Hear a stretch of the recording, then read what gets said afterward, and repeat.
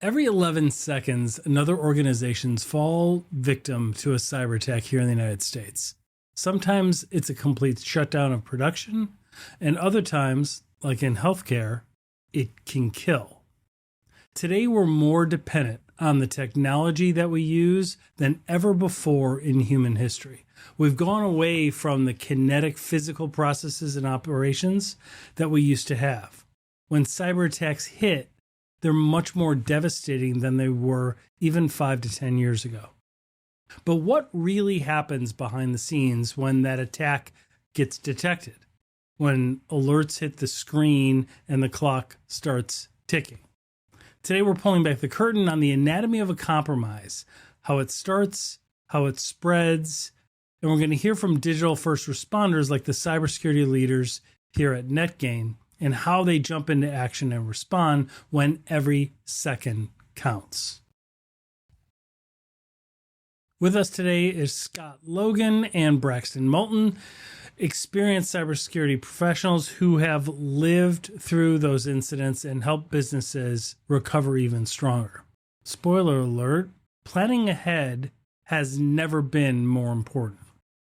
Let's get into what actually happens in those first chaotic moments after detection and how your organization can be ready before it's too late. So let's hop right in and start by defining terms about security compromises. Will you walk us through the difference between a security event, an incident, and a full-blown breach? And tell us, why do those distinctions matter? Scott, you want me to get started on that? You want to call us out, Ashley? Like Scott, blah, blah, or would you just Braxton, like us blah, to? blah, or just open it? Makes sense. You're muted, You're Ashley. muted, Ashley.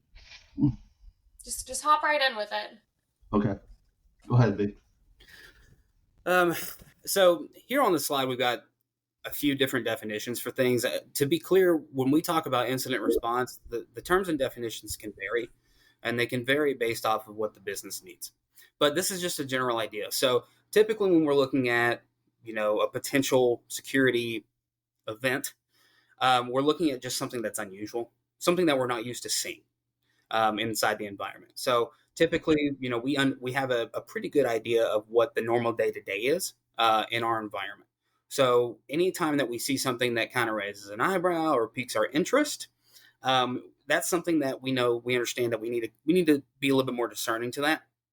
That can escalate. It can become what is commonly referred to as a security incident, where that security event or that something unusual has led to a material impact to like security or operations. The potential security of accounts is compromised. The potential operations for the business is impacted in some way. Maybe it's a minimal impact. Maybe something is completely down, some critical service that you can't provide. And then there is like the dreaded breach, the thing that people don't want to experience, vendors don't want to experience. This is like an unauthorized disclosure of information or unauthorized access to data, because at the end of the day, that's what cybersecurity and a lot of compliance regulations are all about, is how we're protecting specifically the data and the controls that surround that data and how we're limiting that potential access or disclosure of it. Now, these terms should be something that is common throughout your incident response planning. It helps you from reacting or overreacting to situations until they have been confirmed. So having these types of definitions really puts an organization to your incident response planning. Yeah. Have you seen times when mixing up these terms slowed down the response? Not the response. I mean, I think ideally you want your response to be pretty standard. You want it to be as close to real time as possible. That's why we've seen, the advent of SOC SIM, why we've seen the advent of like machine learning that can immediately pick out these like newer attacks as they happen. You want to be notified as soon as, as close to the point of genesis as possible. That's why we see these tools. What I have seen is misdiagnosing the impact or a security event, an incident to a breach has kind of undermined the whole point of having an incident response plan, which is ensuring that you have a proper procedure and process to follow through on certain types of events or incidents or breaches, and ensuring that you have like a timely response to those things, and that you can do it with limiting the overall impact of one of these occurrences. So when you misdiagnose them, the impact and scale of the action that you take can be way beyond the proportion of what's actually happening. Yeah. If you look at it like in manufacturing on a production line, for a employee to pull the line to stop production causes an enormous amount of financial loss to the business while production is stopped. So it requires a major incident for the decision made to pull that rope and stop that line. This is the same type of thing. When do we take it to the next level? When does an event need to be elevated to an incident? When does a breach need to be identified? We don't want to pull the rope and stop production because somebody reports a fish. We want to verify what's going on in the actual incident to make the determination of action. That makes sense. Anything to add, David? No, I mean, I think it seems like not all incidents are equal, right? Like there are some that occur and you alert and you guys seem to know right away this one seems to be escalating very quickly and we need to address it right away. Other ones take a little bit more research. Is that fair? That's fair. Yeah. Okay. So we will dive into the impact of a compromise, and we're going to touch on business email compromise here. Yeah, so research shows that about 30% increase in BEC attacks, business email compromise attacks. These are attacks that come from outside an organization where they're impersonating either a trusted vendor or one of the employees. Just in this last year alone, that's a pretty significant increase. And they're now the second most expensive breach type, according to recent reports, averaging $4.89 million. So how do you guys define business email compromise attacks? Like how do they get defined, and what are they? What's driving that increased cost? Start with you, Braxton. Well, I mean, we define business email compromise as to whether or not there was an account within, for example, a business's Office 365 tenant that had their credentials leaked, and someone has access to that account that is not the proper owner of the account. At any time that happens, it's pretty, cut and dry that's a business email compromise. Understanding the impact of it is more difficult. So the moment that happens, someone inside the account can do a wealth of things. They can start reading emails. They can start accessing files. Sticking to the example of Office 365, they might have SharePoint access and access to the files that are in there. You have to understand that. You have to. There's a bit of time that has to go into understanding what all was done while the bad actor was inside the account. Understanding what types of data that they accessed, the sensitivity of the data, and whether or not you have, regulations behind if you have to report that type of data, and the other actions that the bad actor might have taken while they were inside that account, different types of phishing emails that they might have sent, additional, malicious payloads that they might have sent to vendors or to just people internally. So you can see the list kind of goes on. That understanding of specifically like financial impact varies, and the fact that it can spread so quickly is why we see these types of inflated financial impacts. Makes sense because it's connected to other systems, right? Mm-hmm. And oftentimes, I think you and I have discussed in the past how we've seen they can change inbox rules and mailbox rules and things like that, right? So that people wouldn't see legitimate emails, and then the attacker would see them and then impersonate or act like that trusted vendor or that employee. Brutal. Yeah. Any other insight, Scott? Well, I mean, businesses through a BEC could potentially be looking at financial loss or at least financial information compromise. They could be looking at or dealing with fraudulent wire transfers and unauthorized payments that are occurring. There could be even costs associated to what the incident response is going to be, or any legal fees associated to it, or regulatory fines.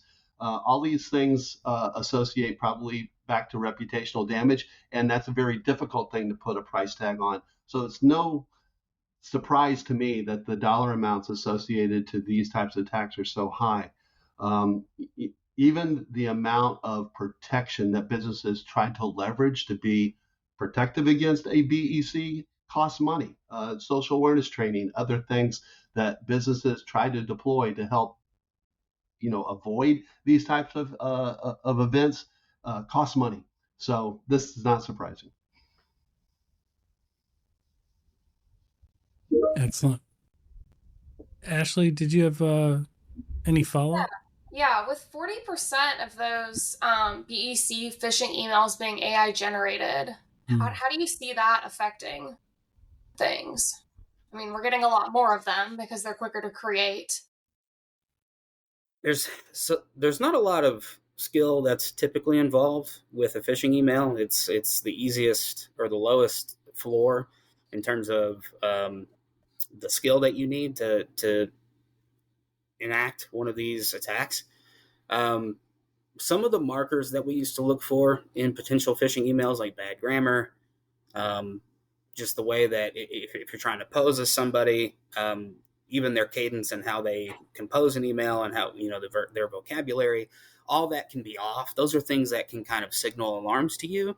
But with like the advent of, these language models and AI that are able to do like quick analysis on, previously sent emails, or just to compose a phishing email in general, you don't have those obstacles and roadblocks anymore.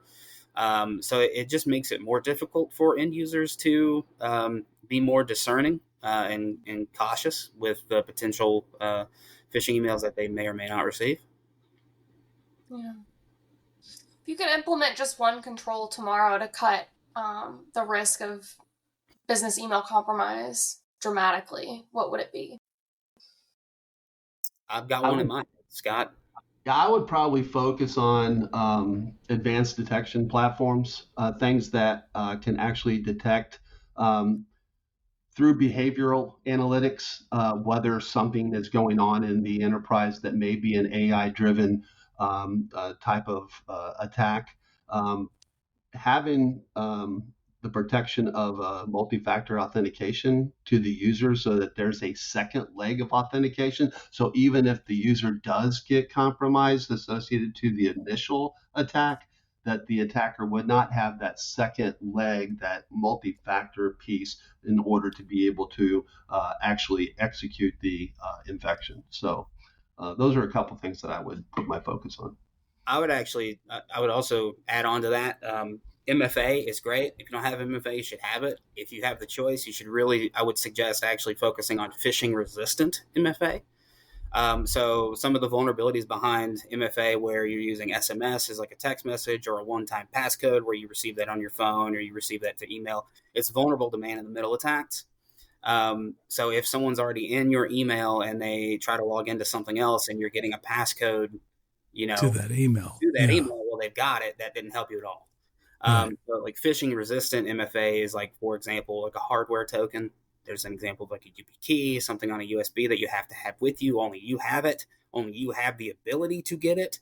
Or having MFA tied to like the device that you're logging in on. So you have to be in a specific location on a specific device so that if there is a bad actor like across the globe, they're not on that device. So that's another form of MFA that is protected through that. Yeah. By MFA, we're talking multi-factor authentication.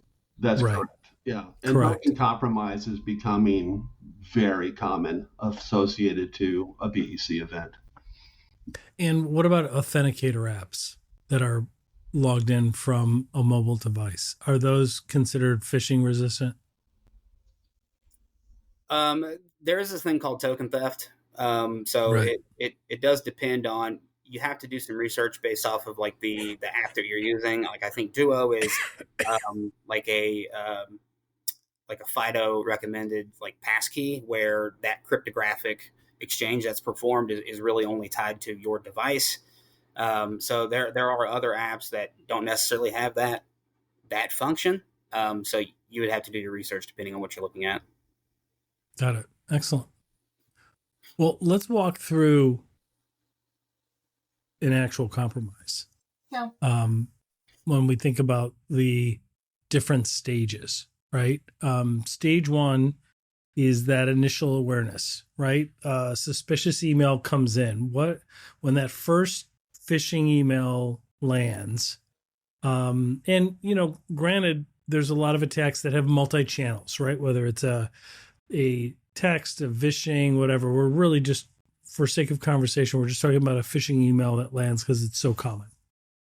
How does your team decide whether it's just noise or the beginning of something more serious? Braxton, you want to start? Yes, I can unpack that a few different ways. So I'm trying to figure out how to. I figured you could. That's why I wanted to start that.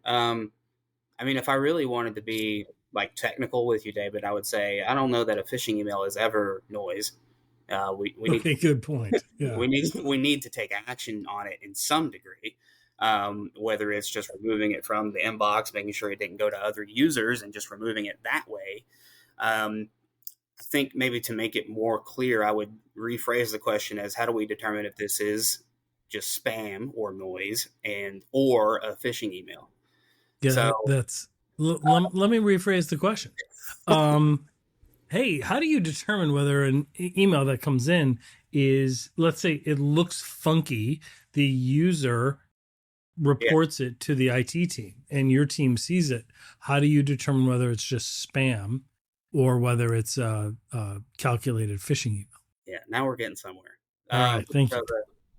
So there's some pretty common things that we would look for in a potential phishing email. Is it urgent? Does it communicate a sense of urgency? Are you expecting it? Is there a call to action? So if you're not expecting it, that's an indicator, right? I'm not expecting this PDF invoice from this random person. This is not someone that I often communicate with. It's suddenly urgent. So now I've received some sort of highly important document that I'm not aware of, gets your anxiety going, and they're claiming it's this really important thing that needs to be looked at right away. And then there's that call to action. Hey, can you look at this? Can you click this link? Can you sign off on this PDF and send it back to me? So on and so forth. So they're trying to make you more anxious, that you need to look at something right away. Stop it, to trying to not get you to think about what it is that you're receiving. And so on and so forth, all to make you do something. Input data, click a link, get access to your account, what have you. Spam comes in a lot of different ways. If you sign up for, if you often shop at like JCPenney or something, you get coupons from them or whatever.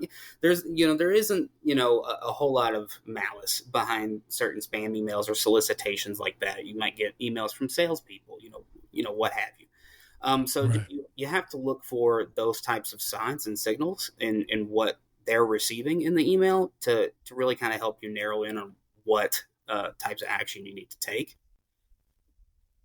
Makes sense. Okay. And then how important, for it to get to your attention, how important is it that users see something and say something? Like the importance of user reporting.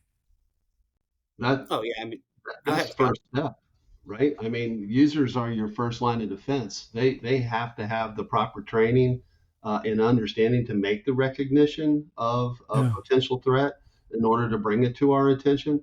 The more that they are empowered to be preventive, the stronger your defenses are. ignorance to certain types of attack vectors associated to phishing can cause a lot of problem within the enterprise. And so it's just really important. Those organizations out there that do that one-time training on hire are really not doing the amount of justice that is required in order to improve the understanding of the end user and how to recognize threat. Absolutely. I mean, it's almost a form of professional development, right? It has to be ongoing. It has to be job embedded. It has to be relevant so that they can be aware to see the context, right?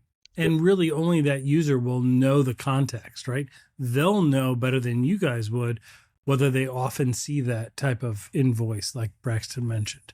So they'll be the ones to actually flag it for you and just say there's something up. I have a feeling about this. I wasn't expecting this. It doesn't look right.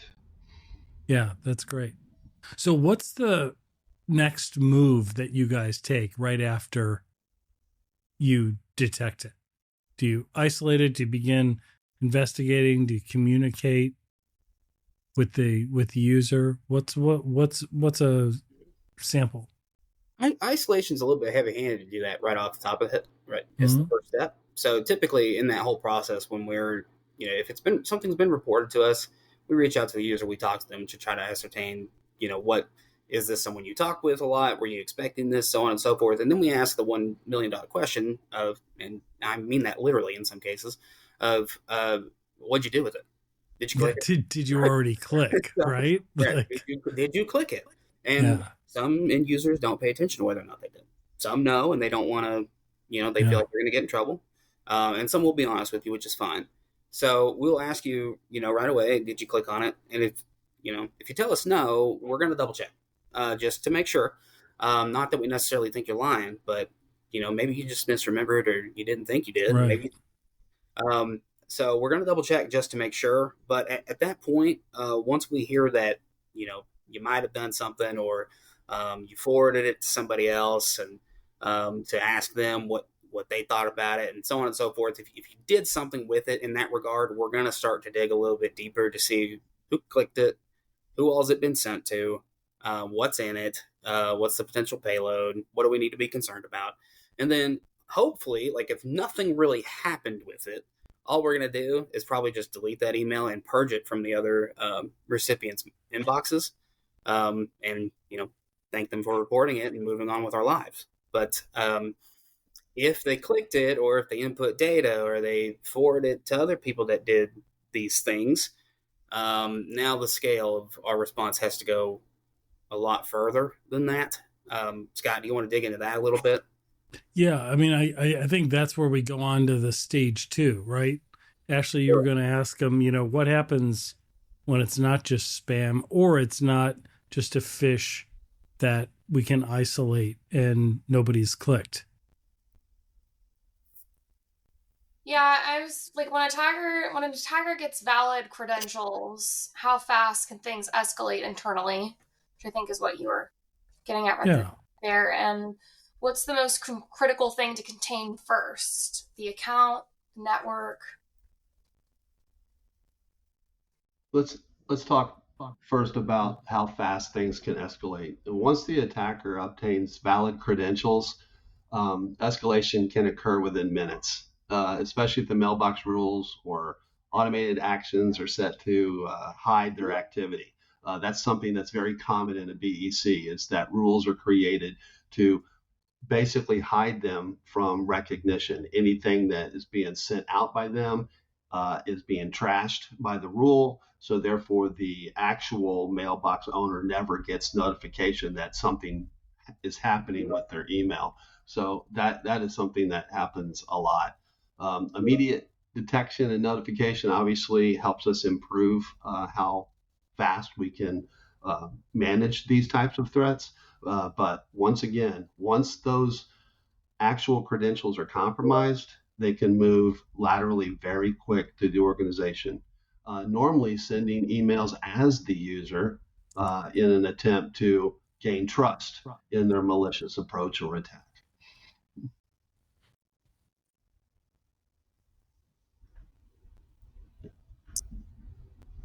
How do you manage communication inside the company without tipping off the attacker? Uh, this is tricky, and obviously you don't use the email because that's what they're monitoring and managing. Part of your incident response planning should have methods of communication established and identified. You want to use something that is offline from the email system. So phone calls obviously are very important. Having Teams calls so that you can organize what information sharing needs to occur. I do want to put caution to too much sharing. You don't want to provide information internally and most importantly externally that indicates any level of liability or fault associated to an incident. So I think if you got lawyers involved at some point in time during a scenario like this, they would warn you about being able to keep that information under control. You don't want to introduce any level of liability or fault. Anything else to add here, Braxton or David? I think so, from my perspective. No. Okay. Seems to make sense. So as the attack kind of evolves and we move on to the third stage, like malicious attachments are contained and they're detected. Once malware is in the mix, how does your playbook change? Well, the playbook changes based off of your definitions that we talked about earlier. So yeah. You continue to operate off of your incident response plan and how you've defined your escalation levels. So I'm probably in a lot of cases when we start seeing like malicious software, malware starting to be propagated or installed on other devices, it's probably going to elevate things a touch. So the scale and the overall impact of your response is also going to escalate. So we're talking about containing devices, making sure that it can't spread, understanding, what the account is that's propagating it. We probably have a pretty good idea of that already. In this specific example, so locking out that account, making sure that any bad actors that were in there no longer have access, making sure that that compromise hasn't spread to other accounts, ensuring that there is very limited lateral movement, if at all, that can occur across endpoints where this malware is being spread. And then hopefully once it's contained, we can start to do, a little bit of like an autopsy to understand what all has been fully impacted and to what level, what scope, and then start focusing on recovery. Yeah, in the effort of malware now being part of the scenario, communication protocols probably heightened as well. Information needs to probably be shared with stakeholders, and potentially regulatory bodies may need to be informed if there's levels of compromise at that level. When remediation efforts are escalated to restore normal operations and patch vulnerabilities need to be executed, right? We have to get rid of the malware that's been identified. So getting whatever patches are that are necessary in order to do that need to be executed. Yeah, and keeping in mind that we can plan for everything, but we can't predict everything that's going to happen. So a lot of this is determined as like a first responder, right? Like you're like, well, that might not be directly in the plan, but it falls under this category, right? How do you guys decide as you're flying along when to shut systems down or when to keep systems live or isolate certain attacks at this stage of it? Okay, can I say never shut a system down? Okay, take it offline, but never take it offline. Good point. Right. A couple things happen. Number one, we no longer have access to it in order to do forensics. So we're blind to what's going on that system. Number two, you could be actually destroying information that could give us the forensic definitions that we need to identify because they could be lost in memory or other areas that we no longer can see. So it's very important that you don't shut it down. Take it off of the network so that we can do proper levels of forensics and cleanup on those devices. Some solutions that are out there will actually contain it and keep a channel open for the ability to be able to manage the device without it being public facing or internally facing. Got it. So you've kind of separated it from other aspects that could do more harm, but you keep it alive so that way it can be accessed for forensics. That's correct. Does that make sense? Several levels of segregation are capable. You can do it at the machine itself through those controls I mentioned. You can do it through VLAN management. You can do it through switch controls. A lot of different ways to be able to take it away from depending on their stack, right? Yeah. You don't want to destroy any evidence that exists on that machine that could help us identify what's going on. Yeah, and that's a good phrase that you just used as evidence, because at this stage, the technology of the client is really, you have to think in terms of chain of custody. You have to think in terms of law enforcement or a lawsuit and discovery and all of that, right? Like it becomes evidence at this point so that you can figure it out. Whether it ever gets to that point or not, really, you have to treat it like that, don't you? That's correct. And it's super important, especially, at this scenario, you may have already reached out to cyber insurance to get their understanding of an event that has occurred within the organization. Cyber insurance, most times, almost every time, takes over, and they define the forensic control that's going to proceed what's happening within this organization during this event. And they're going to need the forensic evidence in order to be able to do the determination of the threat. So you don't want to take it away from them. Makes perfect sense. So Ashley, you want to walk us through the next stage? Yeah, for sure. So this is where things get kind of scary. The attacker is inside of your conversations, and how does this really happen? How do you balance transparency with panic when you realize communication itself is compromised? So this happens a lot, actually. This is how wire transfer frauds happen. First and foremost is, in a lot of cases, in a smaller business, small to medium sized business, there are, maybe 1, 2, if we're lucky, people that are involved in like the approval of a wire transfer. Having like a 1-person rule, a 2-person rule on wire transfers is highly important. So like if there is if someone that has this power and this ability to, approve wire transfers in the business, if their email is compromised, it is child's play to pretend to be that person, because you are that person, according to the email account. So you don't have to worry about things like, your email signature being the same, your email font type being the same, and this and that. So it's incredibly easy to just see where you've had like previous communications regarding wire transfers, who you need to speak to, and then just getting one done in your own way. And if you're the only person that approves it, that's also extremely easy. So that's why we talk about having like a 2-person rule with wire transfers. Is yes, I can approve it, but I also need somebody else inside the business to approve it before this happens. Someone else that can, ask some more discerning questions about it. About transparency and how do you handle communications when email's already compromised.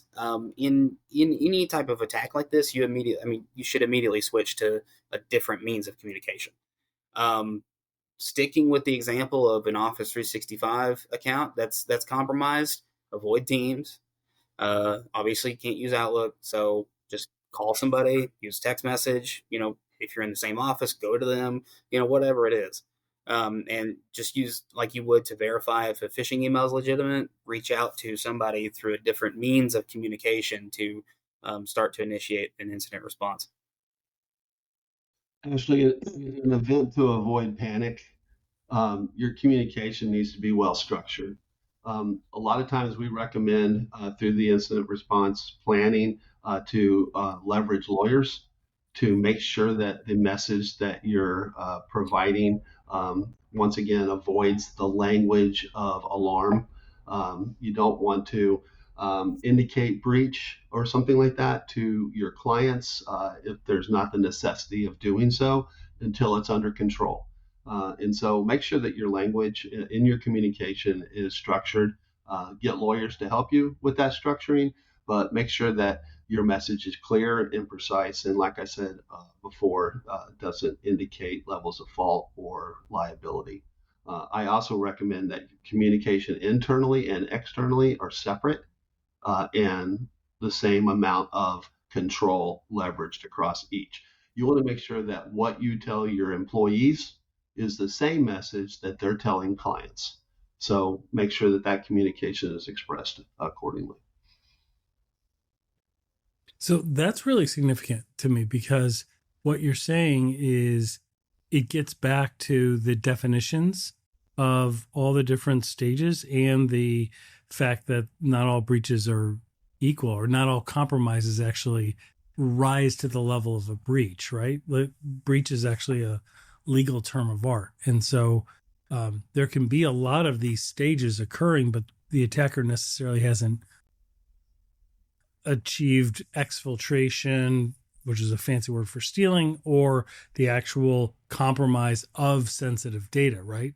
They might still be inside, but they haven't caught it yet, which means it very well wouldn't arise to the level of a breach. And so that's why it's so important to be communicating with counsel and privacy counsel, data breach counsel, so that they can address that and address the qualification of it. Is that fair? Extremely fair. When we get involved in incident response planning, Brax and I have served as incident response managers, therefore providing the directive about what needs to happen.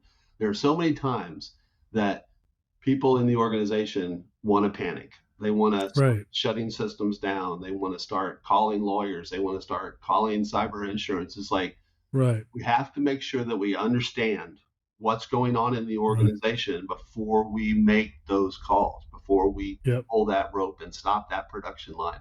So very important to have that structure. And as an incident response manager, that is your primary goal. Your primary job is to make sure that you pull the triggers when they need to be pulled.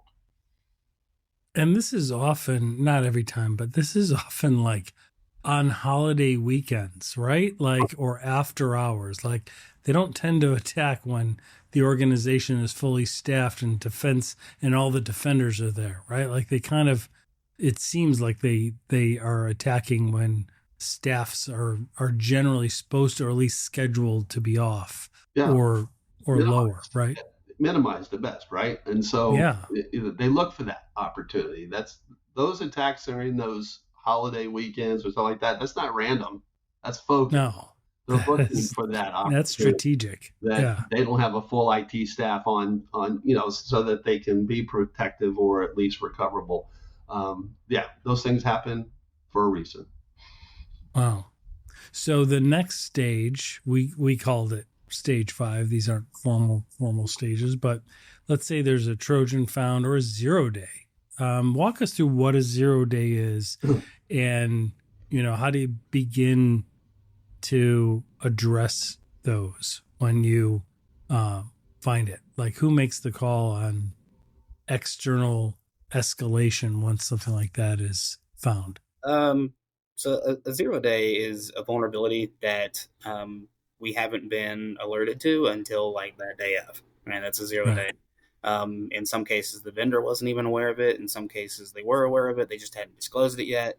The idea is that in general, it's a new vulnerability that hasn't been disclosed to the general public until that very moment, right? So that's the 0th day that it's been around. Yeah.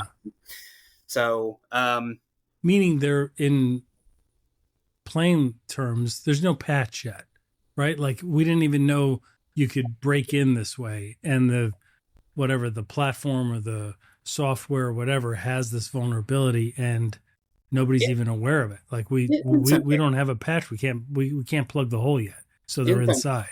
In some cases, Print Nightmare is the best example of that in recent years, where there wasn't like an immediate patch. There were some workarounds. Oftentimes we'll get that. Like, if the vendor discloses the vulnerability finally, they will often have guidance on, here's like the version of our software or firmware for hardware that's not affected by this. Here's a workaround if you can't, update your firmware or what have you. Like a direct patch to affect those things. Yeah, sometimes we don't have that. So that's what a 0-day is in general. I don't mean that it didn't exist prior to that. No, it did. Right. That's the whole problem. It's that we didn't know it existed, but attackers did. Bad actors did. Yep. So they had found this, and they're obviously not going to tell vendors that this stuff is out there because they're going to use it for evil means. So that's why they're called that. How do we prepare ourselves for that?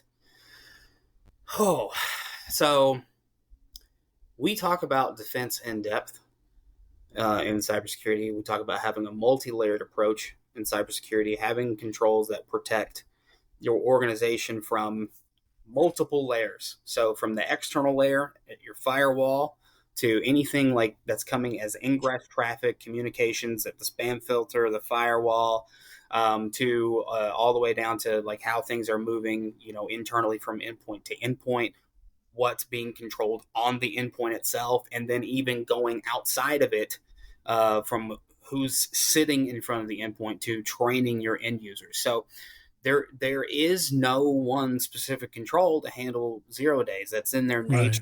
We don't know what they are, but you have to have several layers of controls so that everything works together cohesively to help compensate from how these 0 days can actually be enacted. Yeah. Which makes sense. And then when that happens, what do you like? How do you make the determination on escalating communication? I guess it gets back to what we were talking about earlier, right? Like at what point as an incident manager do you guys make the call to engage law enforcement, let's say, or cyber insurance? The answers may vary depending on who you're engaging, right?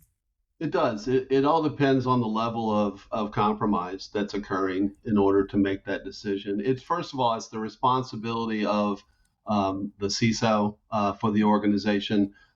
It could be the responsibility of a C-level attendance within the incident response team.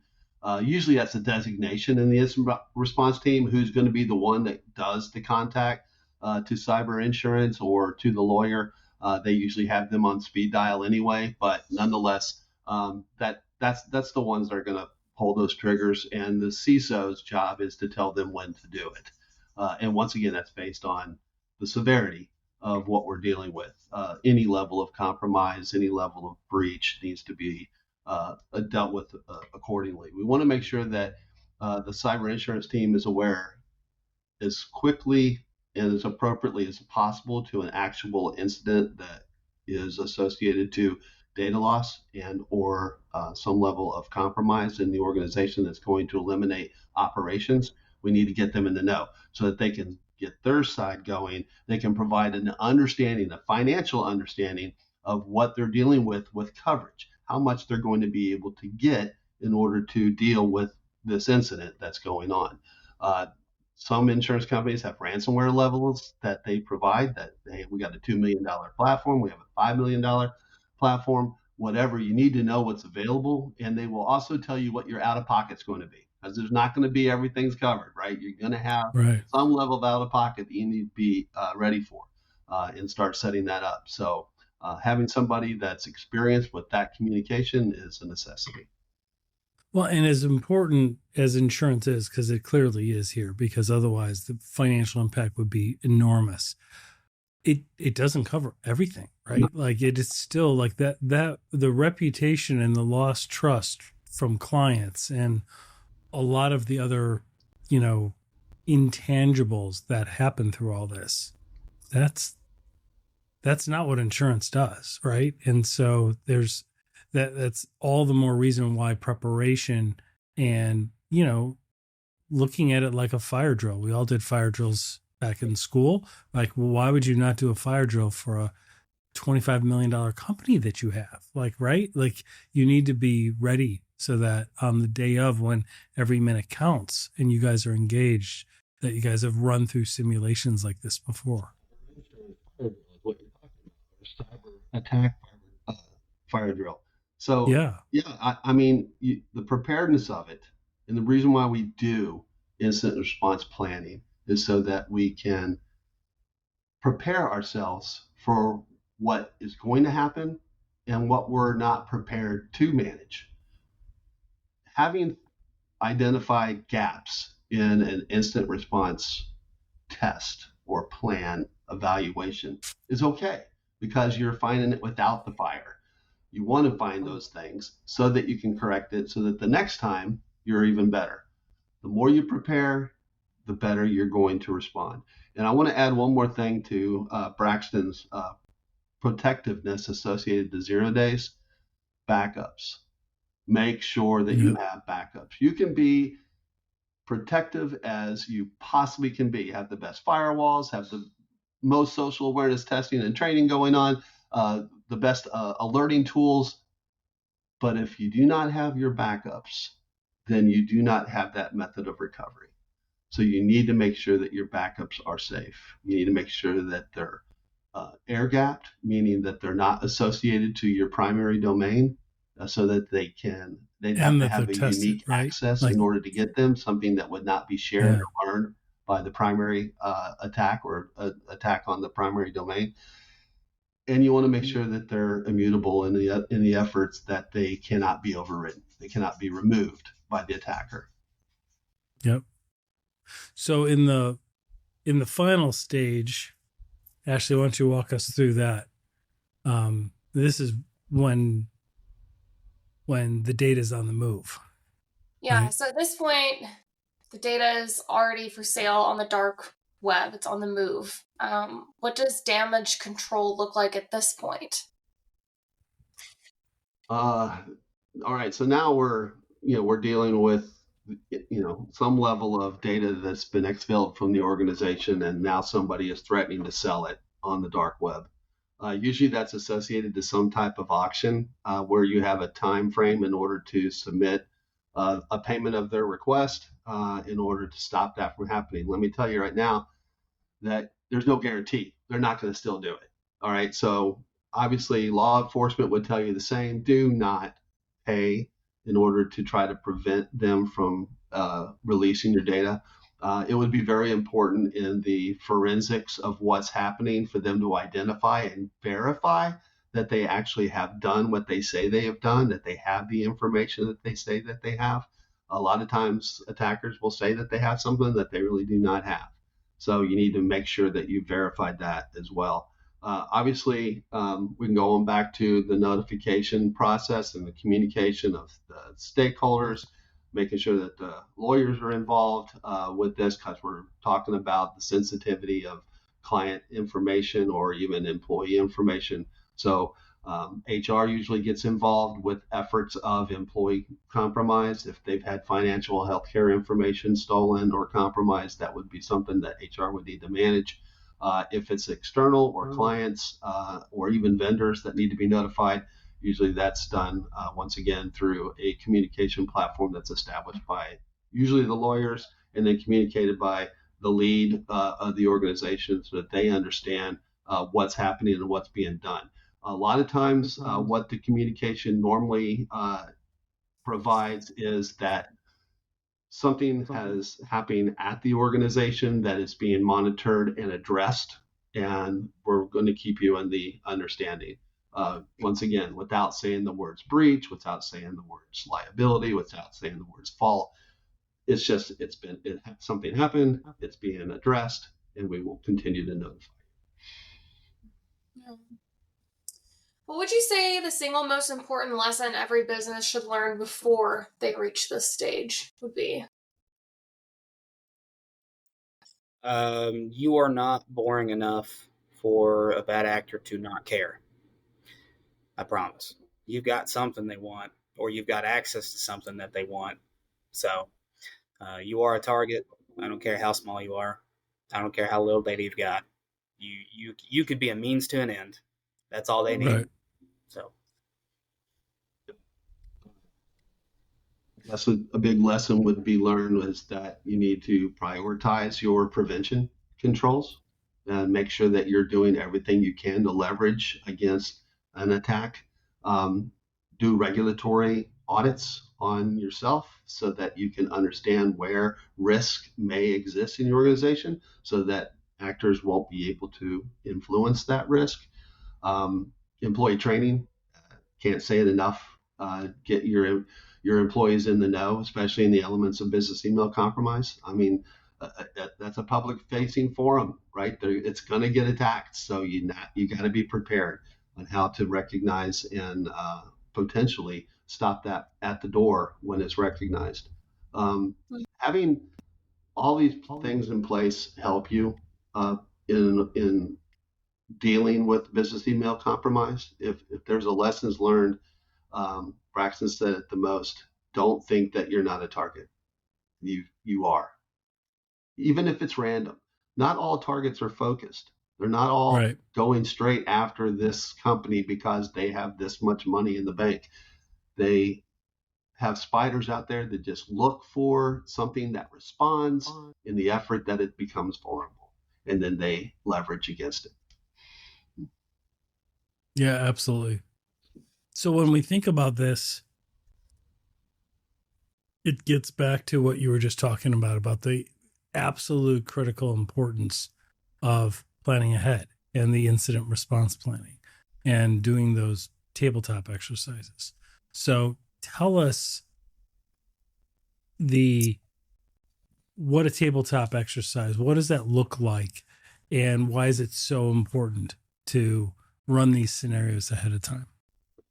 Several of the slides that you use to demonstrate a business email compromise come straight out of one of our incident response plan programs. The idea is that you get a collective of your incident response team. First of all, that needs to be certain players in the organization and maybe even vendors that are dependent on the operational controls getting their involvement in it, so that you have somebody that's going to manage their role in a breach or in some level of incident. And the incident response plan is to put a scenario out there of what is going on in the organization and getting the team that's responsible for the response to actually start ingesting their role into what's going to happen. Tom, this is going to be a scenario where ransomware got involved in it. What is your role? What are you going to be doing? And then Jim, what is your responsibility? How are you going to be managing it? And by introducing it in stages, you can leverage up. It doesn't have to be that final stage where everybody's in the notification process. You can build up to detection. You can build up through containment. You can build up through communication and manage it effectively. And once again, you don't have to be perfect on your score. The whole point is learning where there are gaps and be able to fix those gaps so that the next time you're even better. And I would imagine, based on the evolution of the attack, that the roles might change, right? Like at some point, somebody might be responsible and have to take action, but at a different stage, they might just need to be made aware at that stage, right? Yeah, that is correct. One of the things that we see a lot is that during an incident response tabletop and you're going through a scenario, you'll have one guy that's constantly raising his hand saying, I'm doing that, I'm doing that, I'm doing that. And finally, what I have to usually say is, okay, you're out. You're part of the compromise. Maybe the compromise was a tornado and your home got hit and you're not available anymore. Who is doing it? Who is your backup? And is that backup designated? And are they aware of their responsibilities? So scenario-driven approach is very important, and having that role designation shared across multiple people also helps improve the ability to manage it should an incident occur. That's a great point, because if one resource is taking ownership of many phases, right? Then, I mean, if you run the scenario in the simulation 6 months before the actual occurrence, then what if that person left the company by then? right? Like then who is going to do it? You have to figure that out on the fly. Yeah. So it's a responsibility of yeah, anytime you have a change, a major change in the organization that would involve an administrative level person or a C-level person to pull your incident response plan back out, dust it off, and update it accordingly to any change that's been introduced to the org. excellent. Any final thoughts to add, Braxton or Scott? No, just redundancy matters in your personnel just as much as it does in your solutions when it comes to incident response. So having a backup is can be vital given the scenario. And when you're following through on an incident response, make sure that that last piece is your learning piece. What did you learn from it? If you don't do that, then you're not going to be able to put definition on where we need to improve. And so make sure that that's a very important part of the final piece of the incident response understanding is that you've got that lessons learned piece and that you're improving from it. Absolutely. So we thank everybody for attending. Ashley, thank you so much for putting this together. Everybody that's attended, we welcome the opportunity. We have an offer of a complimentary technology workshop. We can identify gaps, assess your current state from a high level, provide you with some guidance. There's a QR code to find out more details, and there's no strings attached, no cost whatsoever, simply there to help organizations kind of identify where they kind of sit today and where they want to be. And we welcome the opportunity to help everyone. Ashley, thanks. Thank you all so much. Thank you. Thank you.